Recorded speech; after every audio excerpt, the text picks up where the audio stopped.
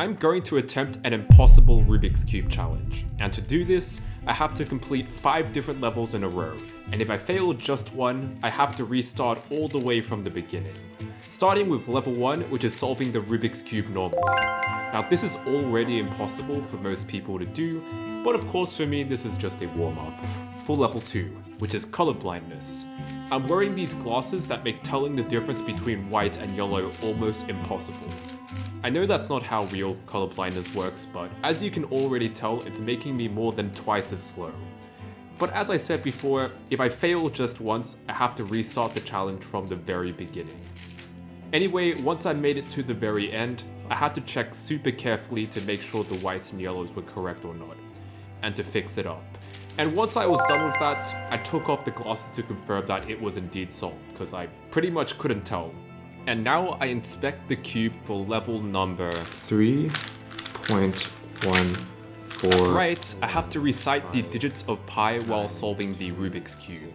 If I say just one wrong digit, I fail the challenge on the spot. Now I used to be able to recite over 200 digits of pi at once without too many problems. So I thought I'd be okay, but because I haven't practiced in a long time and I'm obviously multitasking, I could still fail within the first 50 digits if I'm not careful. Also, if you were paying attention, I still haven't taken off the glasses from the previous level. That's because each new level includes all of the challenges from the levels before, meaning that I'm going to be colorblind and have to recite pi for the rest of my solves. Fortunately, I make it through to level 4, which is solving with one hand. Since I don't have to start reciting pi until I turn the cube, I try to plan ahead a bit before I start because one-handed solving takes longer. But then I forgot that I'm colorblind still and it was only confusing me more than it was helping me. Also, since solving with one hand takes longer, I was worried I'd use up too many digits of pi, so I tried to say the digits a bit more slowly, but because I memorized the digits through a song, if I say them too slowly, I might forget where I'm up to, perhaps say a wrong digit and fail the challenge. So I have to find the right balance. Now if you aren't subscribed to the channel yet, you probably should, but you might also not know what's about to come next. But if you are, you know exactly what's going to come next. Which means that you'll also realize that everything I've done up until this point might as well have been designed for toddlers, in comparison to what's about to come. Level 5. Blindfolded solving.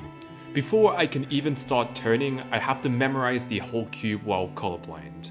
Now my previous strategy was to solve the whole cube and then fix the whites and yellows at the very end, because when they're next to each other, I can barely tell the differences between them, but I can just.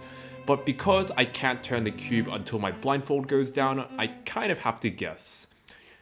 While I can memorize a Rubik's Cube in under 10 seconds, I took more than 4 minutes before I finally started making my first turns. And of course, I have to do it one-handed while reciting pi.